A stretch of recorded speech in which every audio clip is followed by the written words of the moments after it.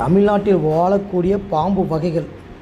அந்த பாம்பு வகையில் எந்தெந்த பாம்புக்கெல்லாம் விஷத்தன்மை அதிகமாக இருக்கும், எந்த பாம்புக்கு கம்மியாக இருக்கும் அப்படிங்கிறத தமிழ்நாடு சார்பாக ஒரு பெரிய ஃப்ளெக்ஸ் போர்டு வச்சுருக்காங்க.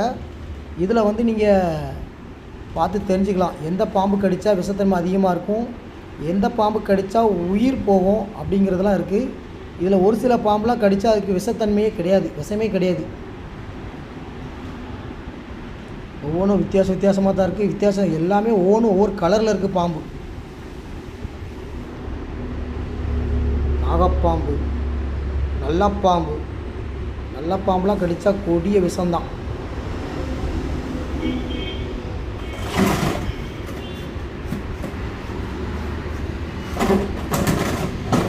கட்டு விரியன், இதெல்லாம் மோசமான பாம்பு. கண்ணாடி விரியன், இதெல்லாம் கடித்தா பிழைக்கிறதே ரொம்ப கஷ்டம். இந்த பாம்புக்கு நஞ்சியே கிடையாது.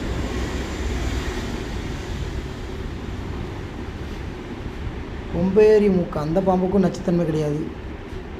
நீளமுள்ள பச்சை பாம்பு, இதுக்கு கொஞ்சம் விஷத்தன்மை இருக்குது, அதிகமாக கிடையாது, கம்மியாக இருக்குது. இந்த பாம்புலாம் மோசமான பாம்பு, கடிச்சுன்னா ஆள் காலியாகிடுவாங்க. சுருட்டை விரியன் பாம்பு. இவ்வளோ பாம்பு தமிழ்நாட்டில் ஏகப்பட்ட பாம்பு இருக்குது பாருங்கள்.